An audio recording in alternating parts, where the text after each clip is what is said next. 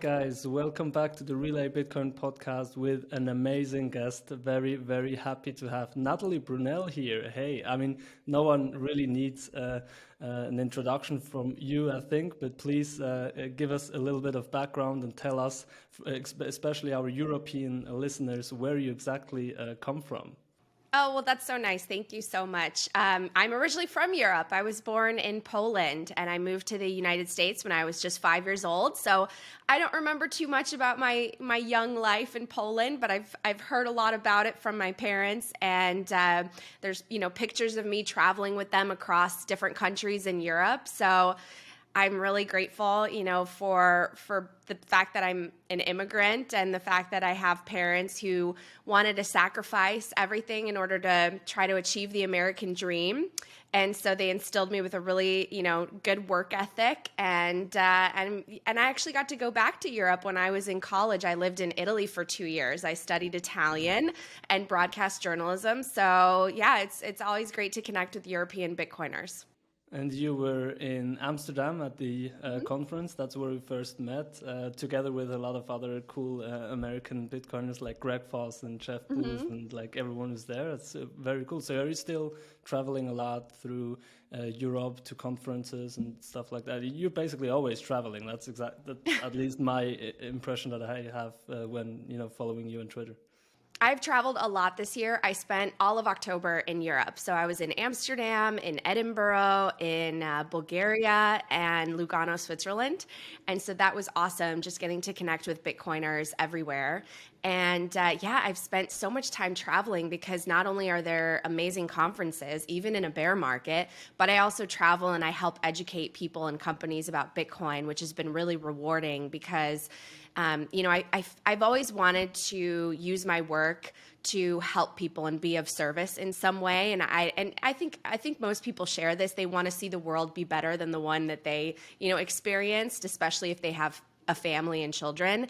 And I really think that Bitcoin does that. And it pushes you to work harder because the Bitcoin world is such a more hopeful place than I think the one we live in right now. So yeah, it's been fun traveling. Absolutely. I mean, that's what you really do, right? You're an educator, you're a journalist as well, but you now are really one of the most sophisticated voices of Bitcoin. And you really, what you do amazingly well, in my opinion, and from my view, is that you go to all these magazines, you go to all these TV shows, and you are there basically as a proponent, as a representative of Bitcoin, which is this decentralized movement that really doesn't have a founder, doesn't have a CEO. Right, so there's no spokesperson for Bitcoin, and you are filling together with other great people like Jeff Booth, for example, as well. But you're filling this gap. Like, how did you get to this, and how did you first learn about Bitcoin? Because I think you're not an OG, right? You're not in this for 10 years already. You're pretty new, but like you have a meteoric rise of you understood it so fast, so well. How did you do it? Like, what books did you read? What content did you consume? Yeah, so it's interesting. My background is media and journalism. I studied it in college, and then I went off and I did a very traditional path. I worked, behind the scenes, and then I really wanted to be an anchor and a reporter on camera. So then I worked my way up from a small, TV station to a middle-sized station I went up to network, to national, and I got a lot of experience along the way reporting on every single subject. I would cover crime and breaking news and fires and investigations and corruption and entertainment. I mean, wow. When you're a reporter and anchor, you cover everything. You're sort of a jack of all trades, but you're never an expert really in one thing. And I felt like even though I got a good education and I was a very good student, I was always very, very focused on getting good grades and all of that, I realized when I learned about Bitcoin that I really didn't understand money, and I didn't understand our banking system or what money printing is or how the central bank, kind of controls money around the world. So I learned about Bitcoin for the first time in 2017 when I was a reporter in a smaller station in California. And I was like so many people, I heard about it. I thought, oh, it's probably like a stock. It could probably get hacked. It could go to zero. I'm not going to risk my money with it. And 2 years later, I put a little in, just to see. But 2 years later, so around 2019, I had a mentor of mine who we had discussed that, oh, I purchased some Bitcoin. Did he know about it? And so he went online, and I think he was just Googling, Bitcoin. And one of the first books that comes up for most people is The Bitcoin Standard by Saifedean Ammous. So he ordered it, he read it, and then nonstop, he's reaching out to me. He's like, you have to read this book. You have no idea what you bought. This is what we talk about, money and the injustice of wealth concentration and the middle class and wealth disparity and all this stuff. So he kept trying to get me to read it. And it's funny. I've shared this story before. I was almost turned off by the title because I thought that it was a computer programming book. I was like, I don't want to sit down and read a book about, computer science or programming. I don't want to code. So I kept pushing it off. And then finally, I don't know what caused me to sit down and finally read it. But when I did, it was a huge transformative moment for me because when I read that book, I realized all the things that I didn't know. I realized all the things that I was wrong. Like I looked at the world in the wrong way. I placed blame in the wrong places, like so many people. And then it just made me so curious to learn more and more and more. And then I started that path where I followed every podcast. I went on to Bitcoin Twitter. I started following everyone. I picked up every book from VJs to Jeff Booth's to, every book that's out there. And then eventually I decided to do a podcast. I just was so curious about the big names in the space. And podcasting to me was like, it was always such a nice format because when you work in television as a journalist, you work like 8, 9, 10 hours a day to put together 2 minutes of a story or 2 minutes of video. And a lot of it gets left, on the cutting room floor. You don't see the interactions and the full interviews. So I like that with podcasts, you actually see the full conversation. You get all the context. You hear about the person's life. And so I thought, what a beautiful format to do just sort of as a hobby on the side.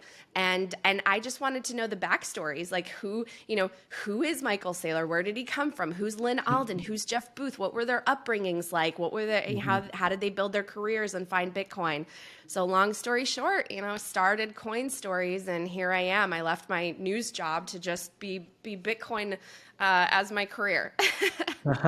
Coin Stories is such a nice podcast. I really like it. And my favorite episode is the one you did with Peter Schiff.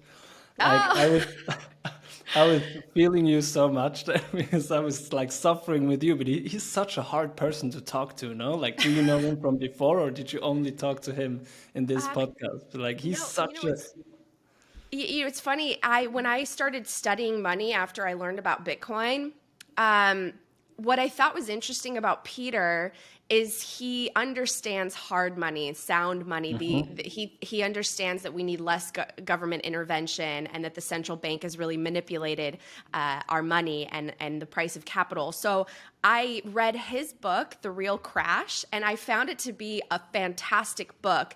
And it literally, it's if you read it, it's almost like a Bitcoin book. It talks about all the problems. Bitcoin. It's screaming for Bitcoin. And yet, he pushes it away and he thinks that gold is the answer. But I just, I like to hear different perspectives. And I think it's important for Bitcoiners to have conversations with people who aren't as open to Bitcoin, or they say that they're against Bitcoin, because we need to know the arguments. We need to know how to answer those questions. And we need to be able to defend Bitcoin. And Bitcoin, as a network, needs to be able to defend itself in terms of its resiliency. And so it's been fun bringing Peter on a couple of times because I do like his takes on the economy. I just disagree with him on Bitcoin. That's exactly what you said on the episode I listened to. Like the last minute you said, look, Peter, you basically now ranted all over the place about Bitcoin, but what you said about the economy is actually spot on. It is exactly what I feel as well. And it's exactly what all the Bitcoiners think, that what is wrong with the economy. So basically the understanding of the problem is the same. And that's why what I'm also thinking, for example, other big thinkers like Ray Dalio, like all his writings about the big crashes and how all the fiat currencies die at one point and stuff like that, it all leads to the solution. Like the problem is the absolute same. We all understand it. but then it leads to just other solutions. For example, Ray Dalio has another solution than Peter Schiff, which again has another solution than Bitcoiners. So do you think these people will all converge to the same solution that we think is the solution, which is Bitcoin? Or do you think there will be always kind of this debate on what is the solution to the problem? No, I mean, I do think that eventually we will converge on the answer of Bitcoin, because as a technology network, it is so pristine and it is based on the laws of physics and just purely math. So when I hear people like Peter Schiff or Ray Dalio, I honestly, at this point, because I've studied Bitcoin for so long and so in depth, my response is they haven't gone deep enough. They've maybe learned about it a little, but it really, I mean, I'm sure that some of your viewers will relate. It is such a process to learn about Bitcoin, and you start to gain a little bit of conviction. So you put in a little bit, and then maybe you learn about mining and I mean, you have to go so in depth. It is a very, very technical thing. And it takes time to really study it, unpack it. And then you gain more and more conviction to say, no, this really is unstoppable as a technology. Also, it is ethical. Also, it is scalable. Also, it is this secure. And you have to really go layer by layer. And it takes thoughtful analysis and study. So I just think when I hear people who, you know, even in the crypto world, where they're spouting out that these are the new innovations and new ideas, and they're not related to Bitcoin, they're built on these other blockchains or through other means, I just think you haven't gone deep enough yet. You haven't gone deep enough yet. So I think that eventually more and more people and the smart money will start to learn and understand Bitcoin, the policymakers, all that. I think that there are some who know and they aren't revealing everything that they know for whatever reason.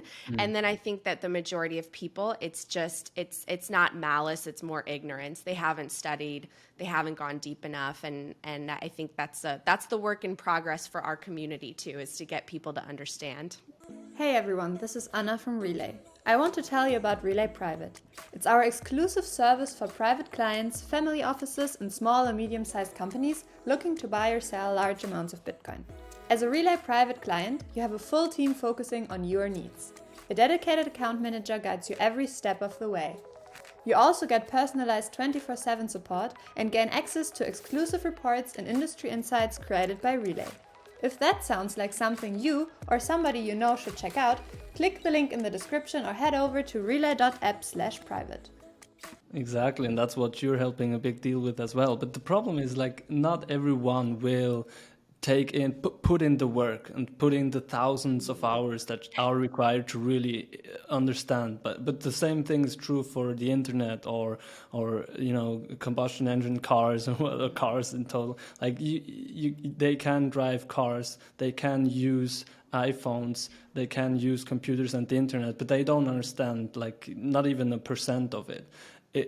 Do you see a way, and maybe how can we get to the point where the majority of people do understand Bitcoin as a solution, as a use case, as a savings technology or whatever, but not without understanding the deep end of it, because they won't. Majority just won't.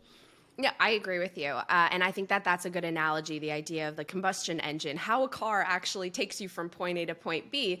Most people don't know anything about, you know, the inner workings of the car, but they use a car every single day. They probably take it for granted. And so, you know, Michael Saylor gave a speech and he gave this beautiful analogy. And I think it might have been referencing Rockefeller or some other you know, great figure from history, but it was about the idea that, you know, you have to, if you're going to tell people that you have this great technology, like say you want to build a bridge and you're going to take people from point A to point B, you're going to have to be the first one to cross it, right? Because the people are going to be scared. They're not going to know. They're going to be wary. They don't want to be the first one because you're the one telling them about it. So we're the ones crossing over that bridge and we're making people feel comfortable. So I think the more that people bring people on physically, tell them about what wallet can I send you Bitcoin? Can I send you just a couple dollars? Download the wallet. You'll see there's no bank in the middle of it. You're going to get it instantaneously. Once people are using something and they've got skin in the game, they're going to be more invested and want to learn about it. So I know that people really want to hodl it, hoard it, save it right now, but we can all spare just a little bit, a couple dollars here and there to start spending it at businesses so that businesses really, start to get on the Bitcoin standard and have a reason and a motivation and an incentive to accept Bitcoin. And also just between people, friends, the people that you meet. I think more of us need to actually transact on the network. Yeah. So I think that will help. And I do think eventually it's going to be one of those things like a car, like the internet, where you might have been wary at first, like, what is this technology? I'm not really sure. But now you don't even think about the plumbing and how it actually works. You just get so much benefit and use out of it.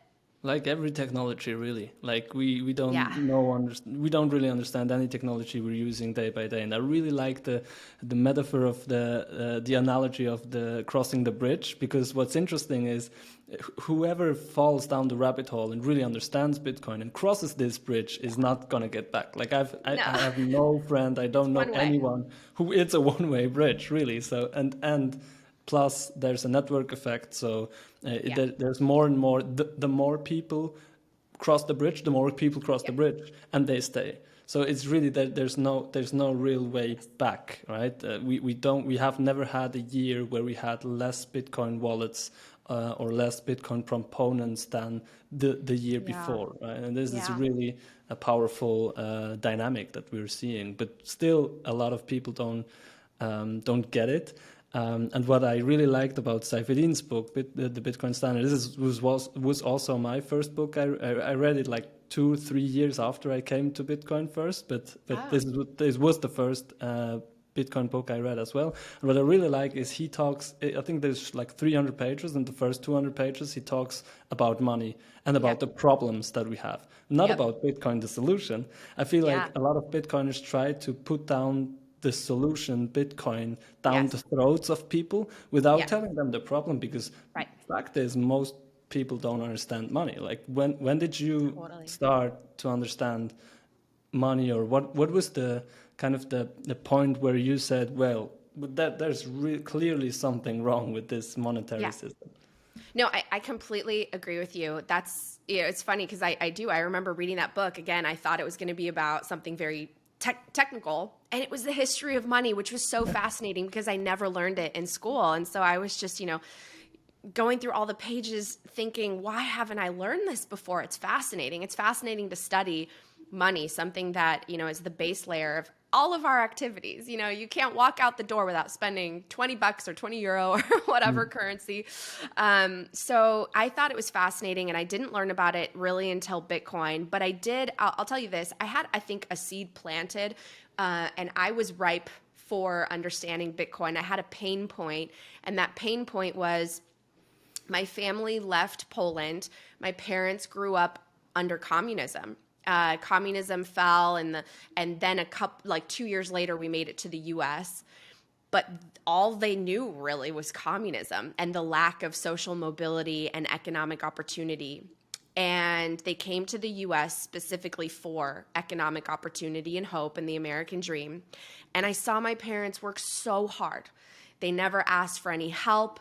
They just wanted to create a better life for their kids so their kids could have the best chance to do well, to get a good education, and set them up for success. And then in 2008, 2009, we had the great financial crisis, and my family was one of the ones who lost their home, went under. And I saw my parents go from, finally kind of making it. We were part of the middle class, and then boom, lost everything overnight, and they have to start over. And so I was in college at the time, and I left school into this terrible recession, and jobs were paying very poorly if you could get a job. And I just thought to myself, how could this happen? like something is so broken that all these people on Wall Street are making so much money and no one loses their jobs and the banks acted so irresponsibly, but none of them are going to prison or, being fined or losing their homes. Some of them are getting bonuses. And then, hardworking families who are good people who just want to take care of their kids, they have to start over and they have it so rough. And so I entered into my career. I think this actually was good. It was like good fuel and good fire for me to become a journalist, because I entered into my career thinking these powerful people need to be held accountable. How did this all happen, and how did this system allow it to happen? And until I learned about Bitcoin, I didn't know. I think I had more questions than answers. I was constantly thinking that things are unfair, things are getting worse, people are getting more polarized, and this is what happens, right, at the end of debt cycles, and Ray Dalio talks about this, Jeff Booth talks about this, the rise of populism when things start to fall apart, the currency is debased, and people start to find their teams and their silos and blame one another when actually they should be blaming the system and the money and the government that's enabling it. And so, for me, again, it was kind of this transformation where when I learned about Bitcoin, I finally understood the problem. I appreciated the problem. And now I could start studying the solution that was proposed. And then I, came to really appreciate Bitcoin as the solution. So it was an interesting journey. Right now, like there's probably another of these cycles really breaking down. Like I feel like you can really feel it, especially here in Europe as well, like with the euro having an inflation of plus 10%. The interest rates are rising. A lot of not only startups but also bigger companies go bust. They fire a lot of people. People are losing their jobs. The electricity prices and the heating price, the energy prices in total are like skyrocketing. The prices of everything is basically skyrocketing. The only thing that doesn't rise is the salary, and that's really what people are really fearful, right? And probably the same in the US. Can you talk about a little bit how you experienced this as a journalist, as a Bitcoiner, but also just as a normal person with your friends, and do you feel like through this very critical phase that we are going now, do you think this will push the adoption rate of Bitcoin a lot? Do you think that this is kind of, even in a bad way, maybe what Bitcoin needs in order to become more popular amongst normal people as well? Definitely. I think that our global response to the pandemic and the acceleration of money printing and going further and further into debt provides the ultimate use case and value proposition for something like Bitcoin, because I think that just the average person all of a sudden starts to realize, oh, I've never thought about inflation before, but now I have to, because you can't deny the prices going up around you, whether it's energy or groceries or anything. And I think that people start to ask the questions that ultimately lead you to Bitcoin or lead you to understanding the problems in our current system. So I do think actually that everything that happened with the pandemic, I'm curious where Bitcoin would be if all of that hadn't happened, right? Because even people like the Michael Saylors, they didn't have a reason to question the system at the time. And they started to have those questions when they saw everything shut down, and yet all of a sudden the stock market's going like this again, the money supply is going like this, and you start to really question, where am I supposed to save the economic energy of what I've earned and what I'm making into the future, because now it's getting debased and the air is getting sucked out of the room. So I think that a lot more people are starting to wonder about that. And then it leads, hopefully to deeper questions of how, is inflation just that number that we're being told right now? Or is it actually more significant? What about asset inflation? What about the fact that most people, especially in the US, they hold the majority of their wealth in equity of their home, and most of that is actually leveraged. They're going into debt in order to have that home. And meanwhile, what has happened to their wages and salaries, because they haven't kept up with the rising inflation in assets. We have these bubbles that we create in the stock market and the housing market. Now we have this treasury bubble. And I think people have to start poking holes in how does this work, because it's not making people richer overall. It's not making the world more prosperous and have more opportunity. It's making a very few people a lot richer. And there's this, divide and frustration, which I think is totally understandable, because it's like, why does that guy have so much and he can, take on a ton of debt, leverage it, and exploit the system? Because the further you go into debt, actually the more advantaged you are, and the more access that you have to cheap money, the better off you're going to be, and you could create generational wealth. How is an average person, whatever country you're in, supposed to work a regular 9-to-5 job with a regular wage? How do you create wealth for your family? Because everything's getting more expensive. The house is getting more expensive, so your kids will graduate from school. They can't afford to have the house that you once could on maybe one salary instead of two. Their education is getting ridiculously expensive because, again, here in the U.S., government subsidizes a ton of these loans, and banks can take advantage of that. Schools and universities can take advantage of that. The whole system. When you start to question everything, you start to think, "Wow, I have to unlearn everything I thought I knew," and there is this problem. And so I do think that the last couple of years have accelerated the whole process, because people can't deny that the world is it's changing around them, and the prices of things are getting faster and faster, when technically, like Jeff Booth says, they should be getting cheaper. Through technology, we should see deflation, and yet it's harder and harder to afford just an average life. And so I think that hopefully when people start questioning that, someone is presenting them with Bitcoin as well. Hopefully. I mean, this is really astonishing. I remember when I was like 20, I turned 30 now. When I was 20, an average house here in Switzerland, like a small one-family house, would maybe cost $500,000. Now it's around about $1 million. So in 10 years later, right? And 10 years later, I bet you it's gonna be 2 million. So if someone who has an average salary here in Switzerland, and he saves like maybe 20% of it, puts it into a stock portfolio, or even just leaves it aside, then I bet you he will know, okay, for 1 million I need 200K to make a down payment on the mortgage, right? So 200K, right. He starts when he's 20, and then when he's 30 he might have these 200K, but the house is now the price of the house is now 2 million. So this is 10%, not 20%. He needs to put a 20% down payment. So you cannot save as fast as the inflation is growing. Exactly. And I think the millennials, like our generation, is really now understanding this and really ripe for an alternative. And I really hope that many of them will find this alternative, which is not the fiat and debt-based financial system, but actually a sound decentralized monetary system. But the problem is then also that how do you, like, people who are not deep into these thinkings, like, how do you explain them if they say, oh, well, Bitcoin sounds maybe interesting, but it was 20K 5 years ago, and now it's 17K. Like this price, the short to mid-term price movements, how can you build that into your model of explaining them? Yeah, I mean, I think that when the question of volatility comes up, I kind of focus on the idea of time horizons and just long-term investing, because I don't think anyone really in the space recommends Bitcoin as something that you buy in order to sell a year later. Right? As sort of a trade. Most of us who talk about Bitcoin in the space, it's not a trading game for us.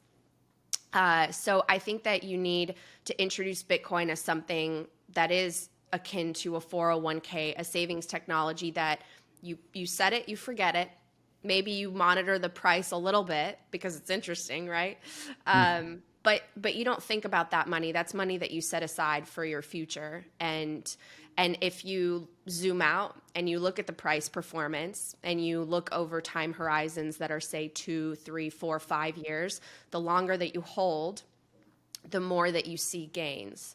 So I think Bitcoin has really spoken for itself in that sense, because since it's been around, it has been the best performing asset. It has beat out all the stock indices. It's beat out all the precious metals. It's beat real estate. It's beat everything. The one thing that I think is the biggest concern is that people come into the space, they don't understand it, how it's technically so much more sound and ethical than all the other technologies out there. And so they look at the price and they say, well, I missed the boat. It's too late for me. And a lot of people also don't understand that you could get fractions of a Bitcoin, right? We should maybe be talking more in the units of Satoshis, because those are more approachable, I think, to people. And so they get swayed away by these other, more attractive cheap tokens, but they don't understand that these cheap tokens are just air, they're vapor, they're made up, they're counterfeit, like we saw with SBF. I mean, this is a painful but really great lesson for our whole community and ecosystem, because there's such a difference between a true digital commodity and true digital hard money that's scarce and decentralized, and something that someone could just push a button and create, which is not unlike our current system. And so I think the work right now is really helping people understand. I know that it's attractive to think you could get so many of these tokens, right? And you hope that they're going to appreciate by 1,000,000% and it's the next Bitcoin, but it's not. It's not. You're just gambling. You're at a casino. You're gambling. You could lose everything. And unfortunately, in the last 2 years, so many people have lost everything. So that's what's tricky, because that does require time. And a lot of people don't have time, right? They're working. They're working to afford that $2 million house. So they don't have time, and they sort of dismiss Bitcoin, and they think that because it's digital, it's inherently more risky. But if you study it, you know how bulletproof of a network it is, how bulletproof and secure it is because of how it was programmed. And, I just find it fascinating. Like, I just released an episode about Satoshi and the history of Bitcoin. And it's so fascinating to learn about the decades of research and development that came to Bitcoin. It wasn't just developed in a vacuum, and no one just pressed a button and pre-mined everything. And there's no, group of developers that are going to decide when you get to, unstake your coin and get your money back. It's truly natural and organic, and it's so diffused and distributed now that you really can't stop it. And if you try to recreate it, it's impossible, in the sense that not only is network effect so powerful, but if you were to try to create it again, because it's open source and anyone could, at the beginning, it was very vulnerable. At the beginning, it could have had a 51% attack, or the creator could have done something with it. You can't replicate that. What happened, I think, was just natural, and there's so much providence in the fact that we don't know who the inventor is, because I think that would have maybe changed some of our perspectives on it as well. If we thought someone was like the great emperor that had control over the protocol, none of that is the case. It's truly decentralized, and it's truly scarce, and now it's in enough places around the world that you can't capture it, you can't attack it, you can't manipulate it. And so Bitcoin is the thing that I think will kind of live in infamy, and everything else I think will sort of start to fall away, or at least be deemed what they are, securities where there's risk and there's people in control, and you should have that information before you invest. And the next couple of years are going to be interesting, I think. They will. It's really important for people as well to understand that this is basically one shot that we have now, because of what you just described. It's not going to happen again. If we don't do if we can't make it here, we are in a big trouble, because we will find another solution which will be not as close, as good as this. So we have one shot, and it's also super important to understand that Bitcoin is really fundamentally different to all the other cryptos that you mentioned. They're basically all unregistered securities. They are all centralized. They have some kind of a centralized team that could just change the monetary policy like this. And there we are not at all in a different system that we are now with the central bank system. But with Bitcoin, this cannot happen. Right. Bitcoin is really this scarce, global, neutral, decentralized asset, and the best store of value we've basically ever invented. And then, but a lot of activity, and especially in PR, as you come from kind of PR and the media and journalism, PR is much more interested in all these crypto projects, and especially now these FTX, SBF case is really around the world. And a lot of people that I know that are not into Bitcoin or crypto at all are now reading this again in the newspapers, and they're coming back to me and say, hey, how's your company doing? Are you still working in this? Because they don't understand that this is fundamentally different. But I was Yes, also I know. wondering how can that, like, how can this happen that, like, New York Times, for example, a week ago still reports positively about SBF, and now he's arrested in Bahamas, and now they report negatively, obviously, about this. How can this? Can you shed some light on how these media work in the background when it comes to Bitcoin and crypto? I think it's just always kind of fascinating in a negative way. Yeah, I mean, obviously, the establishment is so powerful. And I think that there are just narratives that are strongly held, especially by leadership within a lot of these massive companies. And it trickles down to the people that are actually in the field and working on the stories. And I think that it's really important. We're in a time now where we actually have the opportunity to break some of those narratives because we also have the decentralization of information, right? So anyone can create a YouTube page, go online on Twitter. They could be a citizen journalist. They can actually start, a discourse and start questioning things. Because one thing that I definitely was frustrated with by the end of my career, it wasn't at every place that I worked, but certainly at some of the places I worked, I felt like there was no skepticism and really no kind of watchdog culture where we held the people within government accountable. It was almost as if we were too friendly to the people that were in government and politics. We wanted access to them. If they gave us an interview, it was, such a big deal. And it shouldn't be that way. They should fear us. Politicians should fear journalists as that extra branch of government that holds them accountable and really holds their feet to the fire.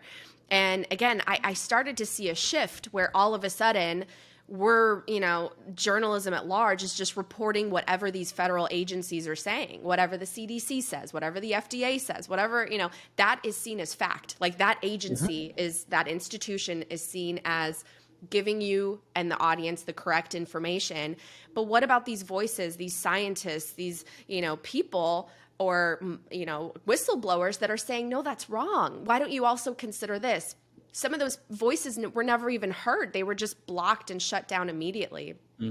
And I think that really needs to change. And so unfortunately what we see is we see the establishment, which is very close to government. And I think that they reinforce the same ideals of inflation is good.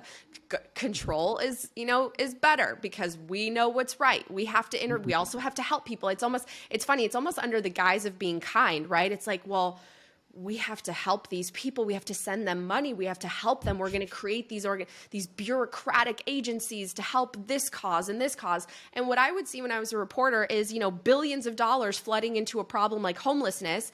And every year it gets worse. Yeah. What are you doing? You're throwing free money in there, right? It's taxpayer money that you're not accountable for as a politician. And the problem's getting worse every year. Where's the accountability? Shouldn't they lose their jobs? No, they just get promoted. They fail up, they fail up, they fail up. And so I think that a lot of the people in media, they don't understand this space. They don't understand it. They look at the world through their frame of reference, which is the old system. And crypto is very similar to the old system. It's very similar to fiat. And they look at something like Bitcoin as renegade. It's a revolution and it's these anti-government, people. And they don't take the time to really carefully analyze it, study it, bring on the right voices. The White House did a report on crypto mining. They didn't ask any Bitcoiners. They literally quoted a Dutch central bank blogger and all these anti-Bitcoin people with fake studies, with studies that have been debunked. And it's, how did that happen? How did that happen? Who's in control of that? So we need to change that. We need to work on educating both the media and the policymakers because whether we like it or not, they have so much influence. They have so many broadcast, streams and channels and the ability to distribute information quickly. And they have all these, constituents who vote for them and they have social media platforms now. They need to be educated because they have not done a good job covering this space or legislating it. And we need to help them. Hopefully they're open to it. Some of them have not been very receptive, but it's going to take a while because they also want to maintain their positions of power, I think. And crypto fiat allows them to maintain their power. But Bitcoin does not. It destroys their monopoly on power. So And that's the thing. Sort of my 2 cents. Yeah, absolutely. I mean, in the case of SBF, for example, this was like very clear that he basically bribed politicians. He basically bribed all these media outlets. Like there was hundreds of millions that flew into these guys, and with just invented tokens, where you attribute, you promise some value to people and they invest in it and then they rise in value with these tokens. Like this is what XRP is doing as well. They have billions and billions of dollars of worthless token, but they can then use this to bribe these politicians and these media, and they can lead opinions. They can create opinions of the masses through this. And this is really dangerous, and Bitcoin can't really do this. So it's super important that we have people like you and that all of us, the Bitcoin community, is speaking up and is really building these relationships as well to these politicians and media, because as you said, they are very powerful. They do create these opinions, and so we need to get them. If we want it or not, it doesn't matter. We need to get them on our side at one point. But I don't want to take more time of you. If you would like to have anything added in the end, feel free. And there's one question I need to ask, because I ask it to every person that comes to the podcast here. How much of your total portfolio do you have allocated in Bitcoin? Gosh, I have probably between 80 and 90%. Holy shit! Wow. Yeah. So I put my money where my mouth is. So and I didn't start out that way. I started with just like a little bit, and then the little bit grew. I bought before the big run up in 2017, and then it crashed. I'm proud of myself. I didn't sell, even though I really didn't understand the thing. Diamond hand. And then as I studied, I started putting in more and more, and I eventually transitioned just a lot of my savings to Bitcoin because again, I felt comfortable knowing, understanding. It took me a long time to get there, but slowly but surely, I just think it's the best asymmetric bet, especially for someone younger who I don't have to worry about, retiring in the next couple of years. And I enjoy working in this space so much and contributing to it. So I feel like it's a bet that I'm comfortable making, and for me, it's not risky. I don't know. I mean, if I wanted to, I could try to buy some real estate, I guess. But Michael Saylor, I think, does such a great job of talking about how, you buy real estate and you have to pay taxes on it. You have to maintain it. What if some mayor gets elected and changes the rules on you, and God forbid you have to flee. You can't pick up the house and take it with you, right? So there's so many things that I think that Bitcoin allows you to do with your money more flexibly. So yeah, I really put my money where my mouth is. And I think our space is like the tortoise and the hare story, like we're kind of the slower, we're the steady but sure, we're just trekking along, and people are coasting by us with their crypto tokens, and they're like, bye, we've got it better. But the tortoise is going to win the race. I'm really proud and happy that I've turned down all these other, these offers of tokens and NFTs and pre-mines, and I could have made a ton of money, but you know what? I wouldn't be able to look myself in the mirror and sleep at night, because I don't want people to lose their money. I don't want to contribute to this casino ecosystem. I want to build something that matters, that can actually make the world a better place. And so I'm happy to be on that little tortoise ride with Bitcoin, because we'll get there. We will. Me too. Damn, this was really fascinating and inspirational. Thank you very, very much for taking the time to speak with me today, and to the whole Relai and Bitcoin community here in Europe. Where can people find out more about you? What's the best place to reach you? You're on Twitter a lot, I know, and your podcast is one of the best in the industry. Coin Stories, definitely check it out. What else is there?